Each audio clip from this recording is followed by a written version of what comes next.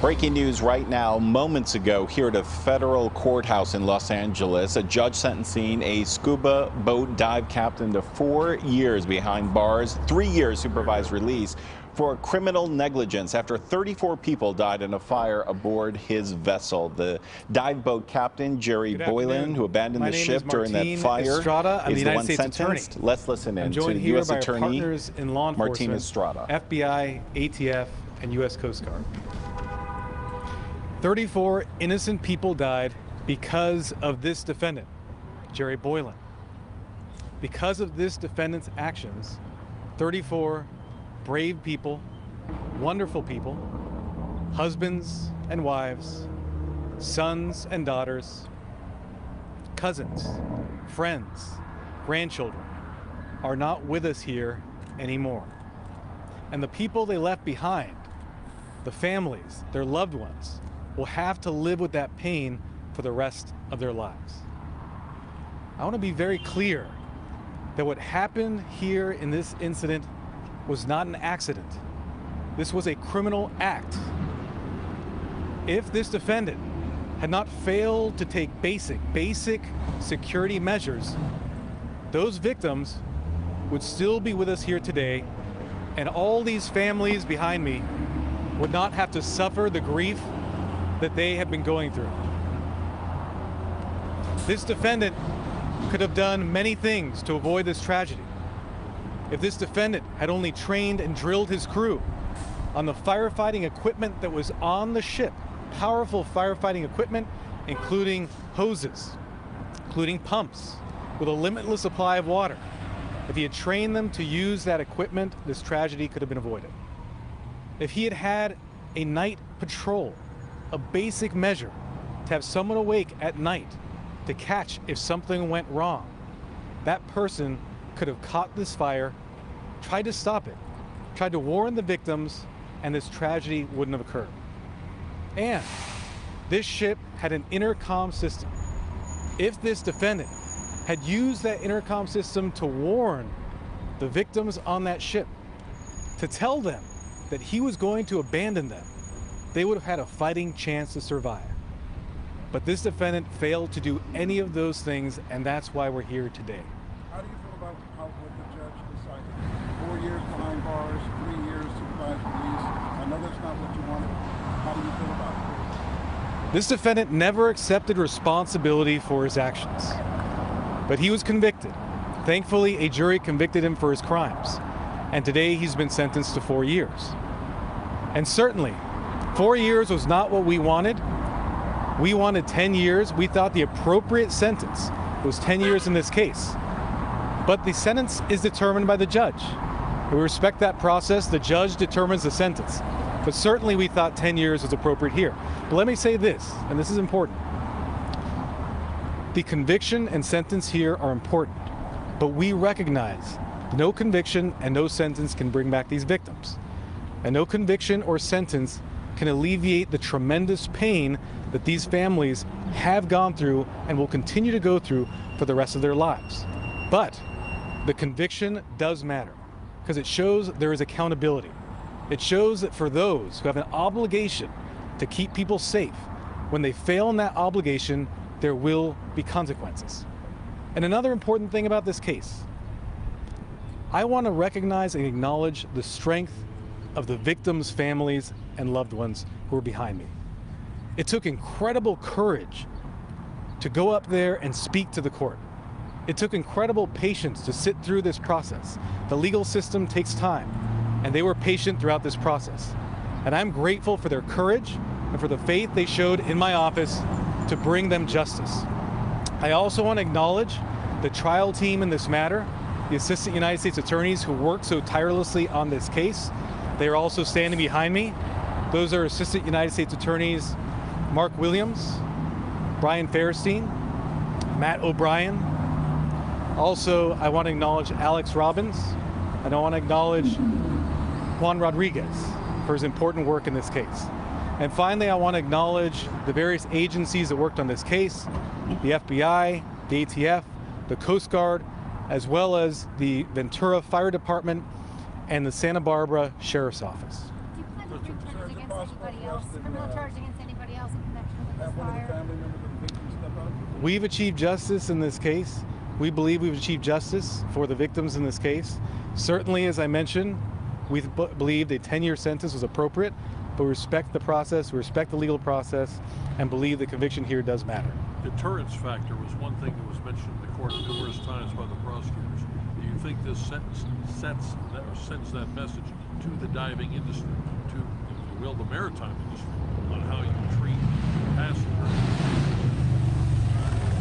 I think the conviction and sentence in this case show that deterrent effect. We invested significant resources. We have 4 AUSAs working on this case to bring this person to justice. This is a statute that's rarely used. We used it in this case. We were flexible, we were nimble. We had this defendant convicted, and now he's going to serve 4 years in prison. I will now turn it over to my counterparts to the FBI. Good afternoon. My name is Sean Hayworth, and I'm Assistant Special Agent in Charge with the FBI here with the Criminal Division here in LA. For me, I still remember September 2nd, getting the phone call and the shock that we felt, and soon after sending our folks and our specialty teams to work with the other agencies so that we could figure out how this happened and what we could do about it. This case to us is about accountability for the tragic loss of 34 people and Mr. Boylan's failure to live up to the position as captain and title in which he was entrusted to safeguard those under his command. A captain ensures that his crew is trained and he carries out every life-saving measure possible, but that did not happen. The fate of the victims of the conception might have been different were it not for the negligence of the defendant. While today's sentencing cannot bring these 34 souls back to their families, I hope this measure of justice will aid them in their continuing healing process, and that this tragedy will serve as a cautionary example to others who command our vessels. I'd like to acknowledge the years of hard work that went into this investigation. This was a difficult crime scene, and the evidence presented a variety of technical challenges.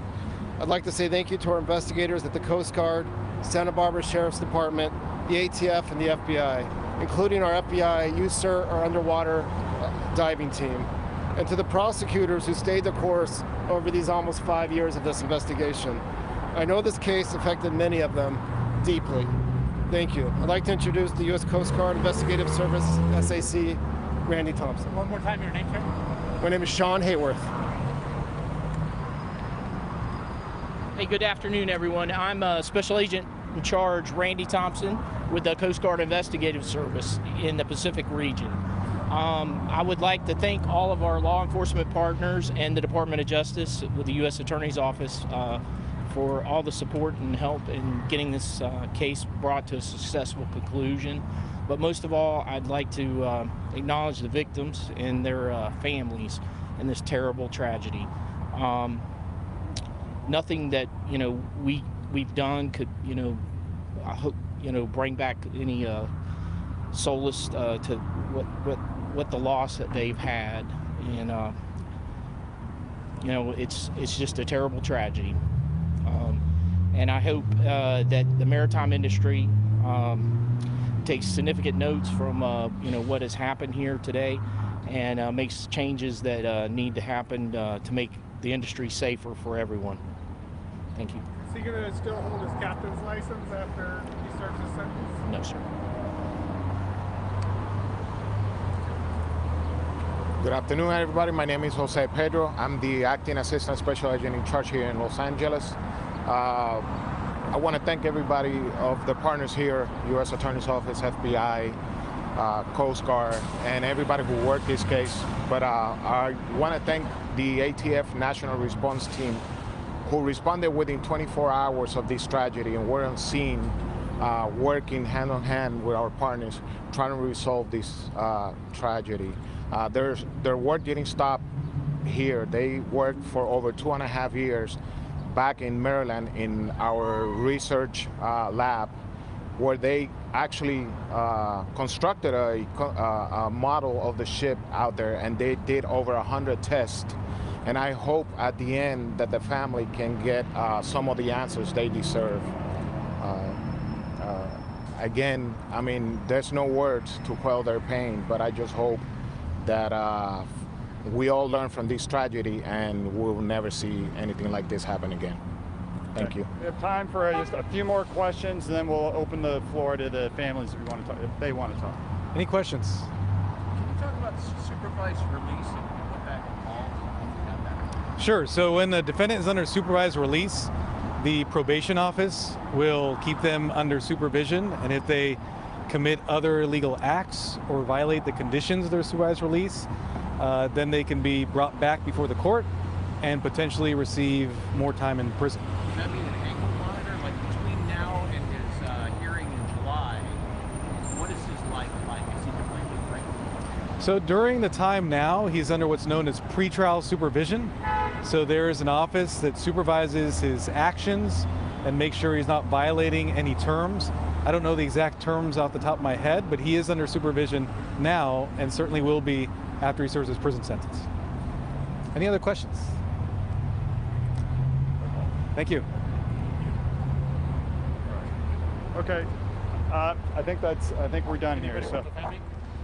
All right, you've been watching a live press conference outside the Los Angeles federal court, and in the background behind these gentlemen just speaking were gathered family members of these 33 passengers who have been killed, one crewman who was killed. You see right there one woman holding a photo of her loved one. All of this coming today after a federal judge sentenced that scuba dive boat captain to 4 years behind bars, 3-year supervised release for criminal negligence after 34 people died. Let's listen in now to the family.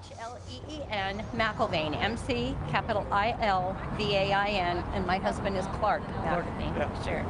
Sorry. We're very relieved that this is finally over, but we really felt like our son's life and those of the others was certainly worth more than 1 month and 4 days. That's basically what Boylan got, 48 months. I so appreciate everything the prosecution did to get a conviction. They worked very hard. The FBI was wonderful. Everyone, the ATF, everyone just supported us this whole journey, and I want to thank them all for everything they did too. Our lives are changed forever. I don't really know how that we go forward, but we'll give it a shot for Charlie. Our hope that the sentence would perform a function of general deterrence. I'm not sure that a young captain, say a 30-year-old captain, would look at 4 years as being enough to deter him if he was even caught. I mean, the reason this happened is captains, and plenty of captains out there still, just didn't believe it was a regulation worth following, that it would never turn into the tragedy it did. Thank you. What's your name, sir? Clark McIlvain. Can you tell us your son's name? Charlie McIlvain. Yeah. Charles McIlvain. This is our daughter-in-law. Go. I'm not going to talk, but I'll show you the photo. But thank you. The family of Charlie McIlvain just speaking, as you heard, they say the sentence of 4 years behind bars is simply not enough for the death of their son in this horrific accident you remember happened back on September 2nd of 2019. He was one of the 33 passengers killed, one crewman killed when that dive boat caught fire. Let's hear if there's another family member that's about to speak. My name is James Adamick. That's A-D-A-M-I-C.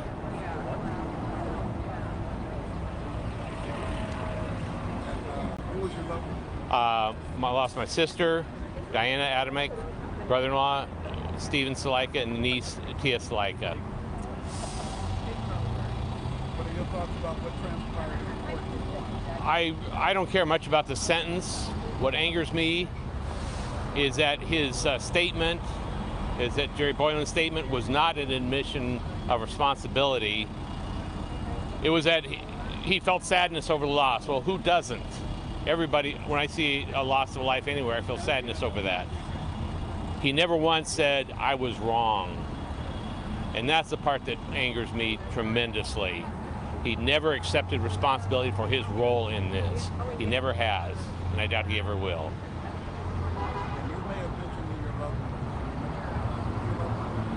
My sister, Diana Adamick. Thank you.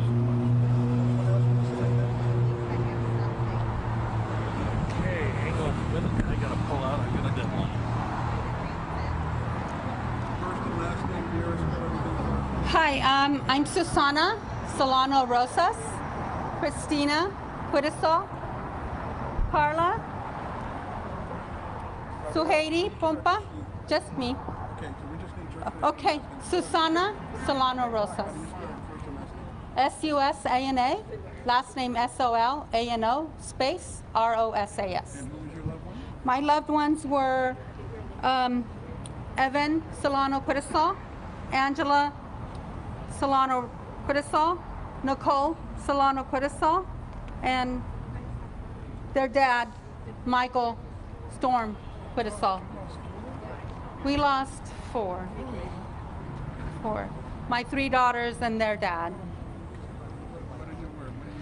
I want to say I'm relief that there was a conviction.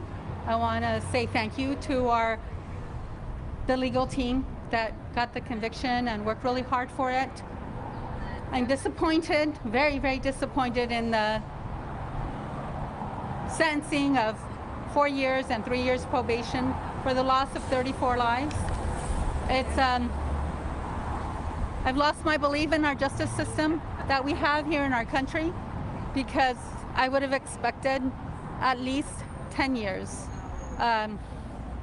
But we got to accept what it is.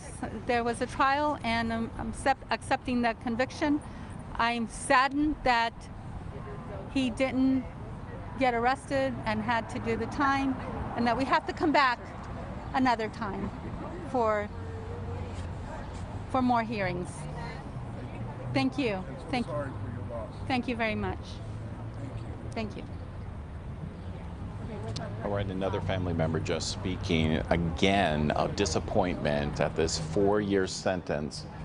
Hi, my name is Vicki Moore, and my husband Scott and my daughter Kendra were lost. That was half of my family, and they were lost needlessly in a terrible tragedy that was entirely preventable, as we all have heard. And I know there's a lot of talk of sentencing and how many years, and I wanted to just repeat what one of the family members said, which was all of us are serving our own life sentence of grief and loss. It doesn't go away. We're still here. We're still here on earth. We're still living our lives, but the grief doesn't go away. And I think that that's really important for all to understand, that the loss of my own family members and the other 32 is absolutely immeasurable. And as they say, nothing brings them back. But I am glad that the conviction went through, and I am living my life to honor them. And I'm living my life because I want my husband and daughter to be proud of me and how I represent them. Thank you. Your name, dear? Vicki Moore, V-I-C-K-I-M-O-O-R-E. Thank you. If you could keep the photo here for just a second. Oh, sure.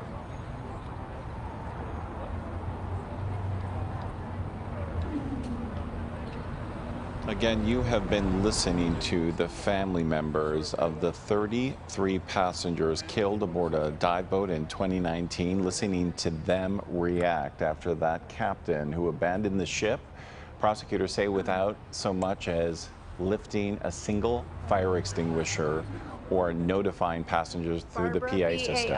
B-A-R-B-A-R-A, Chan, He was just sentenced, C-H-A-N. and that's what these family members here are reacting to Kendra was now. my niece. Scott was my kid brother. These 4.5 years have been an immensely difficult journey, not only for myself, but for the rest of our extended family and all the others who can't be here today. I don't know what my brother or my niece would say about the sentencing, but what I do know is that we, as a family, for speaking the truth. And what I wanted from Mr. Boylan today was to admit that he had not used the fire axe, had not used the fire extinguisher that was in the wheelhouse, had not even rung the alarm bell to warn the 34 people in the bunk room.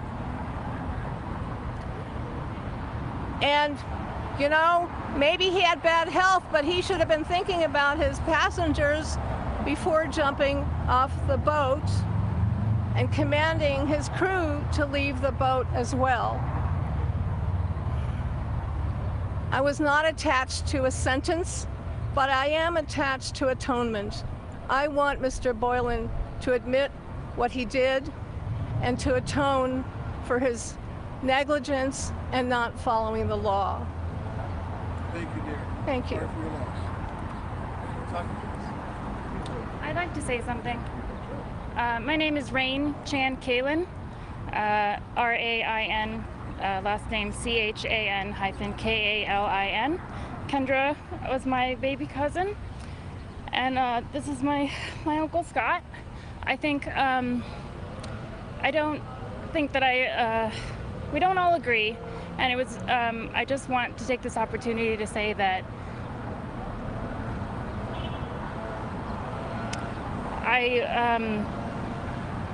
the jury found Jerry Boylan guilty, and I believe that he was, but I don't feel that there is any value for myself in any further suffering.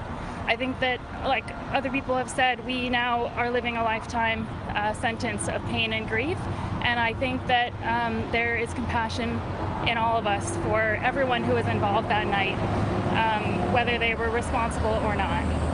And I think that that's important to state, that we are all going to suffer forever, including Jerry Boylan. I do believe that. Thank you.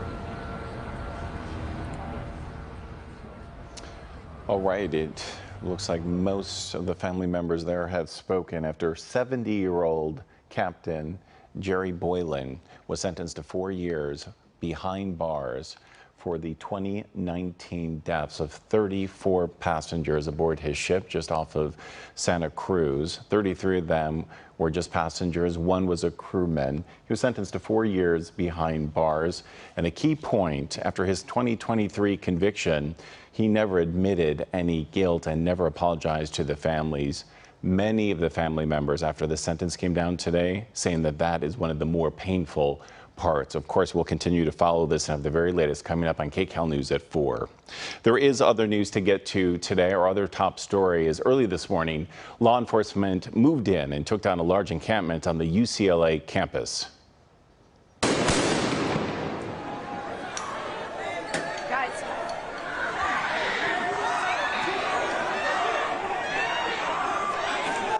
These tense moments all caught on camera. The early morning operation took place following a 9-hour standoff between police and protesters. Roughly 200 of those protesters were eventually detained. Our Jasmine Veal has the latest now from Westwood.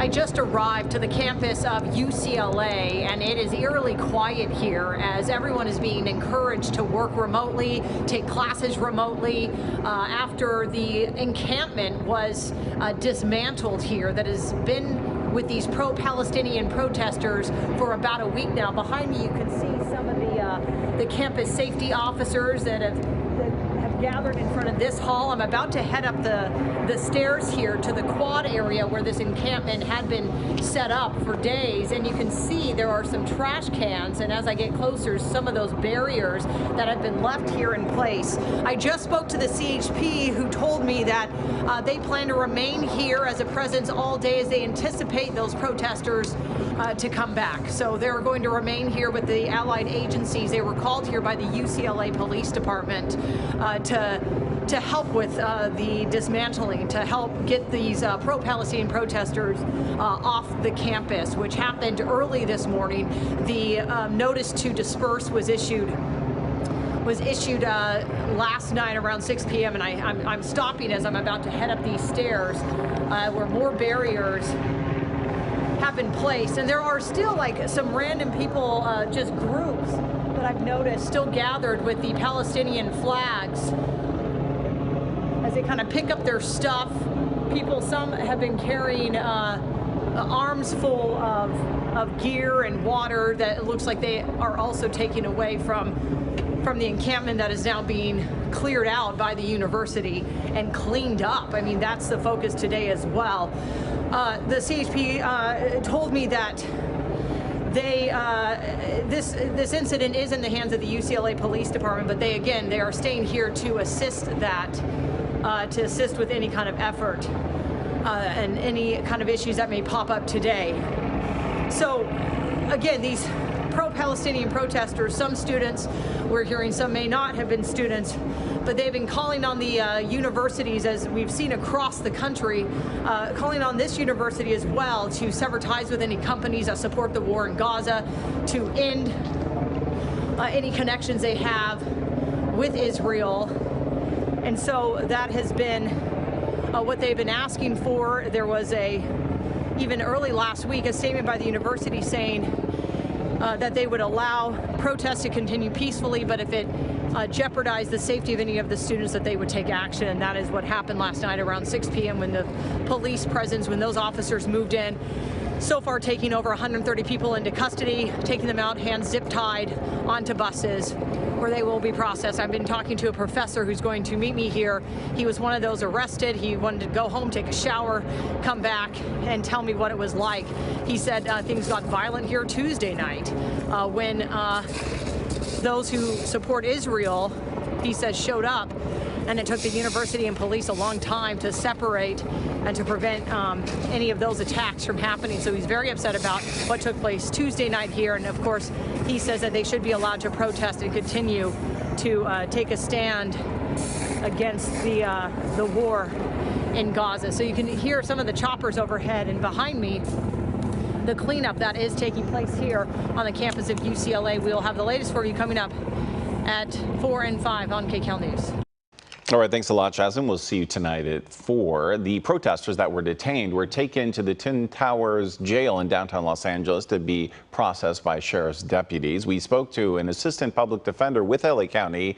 He says he's not speaking for his employer, but he was there to help people who had just been arrested. We just want to make sure everybody's rights are protected. That's all. So we're only here to make sure that everybody's rights are protected and everybody gets the freedoms that our Constitution and the law allows. Is the freedom of expression absolute? The freedom of expression is not absolute. We dearly protect it, but it has to give way. It has to give way for reasons like public safety. It has to give way when we have to apply criminal laws. It has to give way when we need to apply things like tort laws against assault and battery. For all those people that were taken into custody, LASD telling me earlier that there were no serious injuries. They are being booked into the jail and then released pending the charges. So what sort of future consequences could these detained suspects now face? KCAL's Michelle Geely with that answer.